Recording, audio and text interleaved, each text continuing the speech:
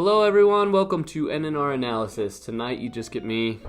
Ryan has a few things that he needs to take care of, and the show must go on. So here I am. I am excited to talk about the Donovan Mitchell trade tonight. I'll give you a few things. We'll go over a trivia question.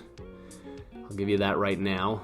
What year did the New Orleans Jazz relocate to Utah? That is the trivia question.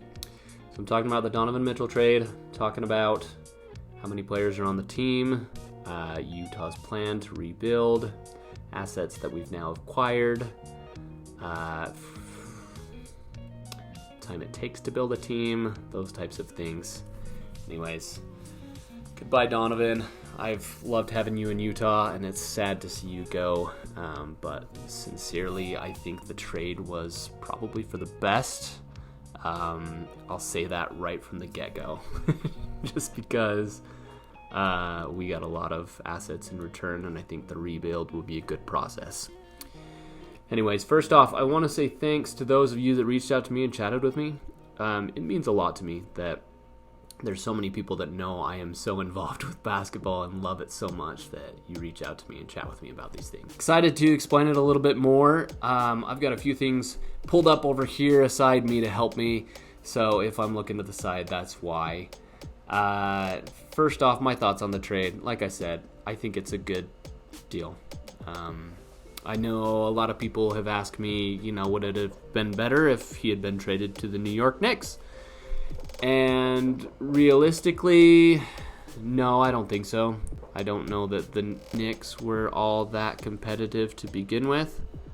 And they only have a few pieces that the Jazz would have wanted, but I don't know if we can even develop them more than where they are. RJ Barrett, I don't know that he's hit his ceiling, but I don't feel like he's that player. And Donovan is much better than an RJ Barrett, obviously. So Utah's plan, more or less, is to break down the entire team. They've had Donovan for 5 years. They've had Rudy for longer than that. Obviously, Rudy went in the trade, and some people thought, well, now what will the Jazz do? Will they completely rebuild and jump into that mode? And Donovan originally wasn't even on the market. However, with Danny Ainge in the hot seat instead of Dennis Lindsey, they put him out there just to see if they could get what they wanted for him. And just like that, 2 trades, they have acquired as many assets as the Oklahoma City Thunder, who everyone thought last season, oh my gosh, they have the most assets and they will be the team to beat in the next 5 to 10 years. And generally, that's how long it takes to build up a team. If you take the Boston Celtics as an example, Danny Ainge used to be the CEO for them, and what happened there was he traded away his key pieces. He traded away Paul Pierce, Kevin Garnett, and large assets in order to acquire picks, and then went out and got what is now Jaylen Brown, Jason Tatum, Marcus Smart, and the Boston Celtics team. So hopefully, I mean, that was 2008 that they won the championship, and then after that went into rebuild mode, which seems quick to turn around, but you never know if a team is going to continue to be good, if they're out of their prime, those types of things. And so I think the Jazz realized right now we don't have the assets necessary to take us to win a championship, especially with all the competitive teams that are in the West. Let's break it down, restart, rebuild. And so trading away Donovan, officially Utah goes into full rebuild, which sucks for Utah fans for a long time. 5 to 10 years is generally what it's going to take, which is a long time. But you get to watch the newer players develop, and I think getting back what we did, I guess I should even explain that. Okay, so in the Donovan Mitchell trade, we got Ochai Agbaji, who is a rookie out of Kansas, and he is a really, really, really good player, shooting guard. And I think that's part of the reason why they did the deal. We also got Colin Sexton, and he came on a $74 million deal over 4 years, which is much cheaper than what Donovan was on.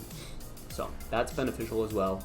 And then we also pick up the addition of Lauren Markkinen. I think that's how you pronounce his name. And he is an excellent player in general, but three-point shooter in my opinion. And then we get the picks. There's 5 picks that came from that. With Rudy, we also got 5 picks, and then several other players. Patrick Beverley was one of those that came from the Timberwolves, who was then traded away to the Lakers, and we picked up Talon Horton-Tucker and Stanley Johnson.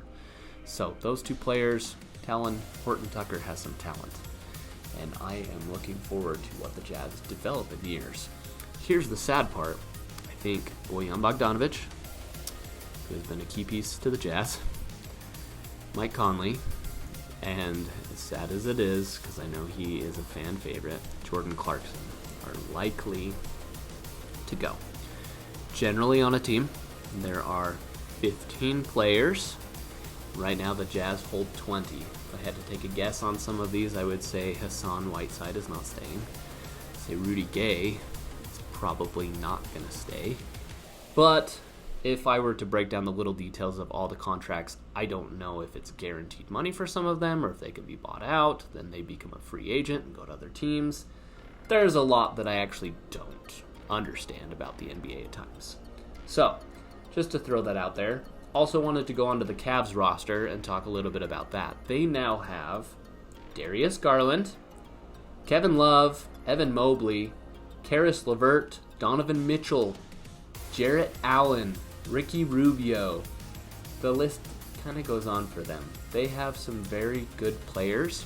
Do I think this makes them a top 3 team in the East? No. I think they'll be a 4 or a 5 seed. And if you want, you can check out our previous video, and you can check out what we said in our previous predictions. I do want to talk a little bit about that. Obviously, that was done before the Donovan Mitchell trade. So that creates a little bit of up for the Cavs. I think I'd leave the Jazz where I left them. I want to say that they'd stay about the same. I had them 11th in the West. So, Utah now has the assets. Let's hope we draft well. We haven't drafted well in years prior, but like I said, we have different people in the front office now running the show. It does take time to build a team. You always hope that you can get that next generational player, like, when the Bulls drafted Michael Jordan and when the Cavaliers drafted LeBron James. So that is the idea, I'm sure, for the Jazz, and they are definitely watching. I don't think teams necessarily tank anymore. Reason being is they're going to just get lottery balls in the draft, but they may not even get the first pick. Does this make Utah a free agent destination? Probably not. The reason I still think that, 1, we're a small market. 2, you don't want to live in Utah if you're a basketball player. Why would you come to Utah? It could attract potentially 1 or 2 that would sign with Utah if we had the proper pieces in place, if we're an up-and-coming good team.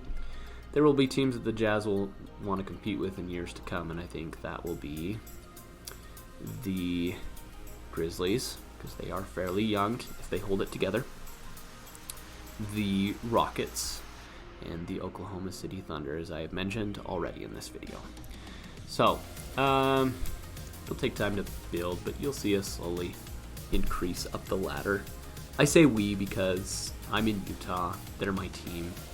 I feel like I'm part of that organization at times. Those are my thoughts on the trade. Trivia question answer. How many of you got it right? The answer is 1979. When they relocated to Utah. Thanks for joining me on this episode of N&R Analysis. If you liked the content you heard here, please hit subscribe. If you're not already, please hit the like. Please share with your friends. We'll see you next time on N&R Analysis.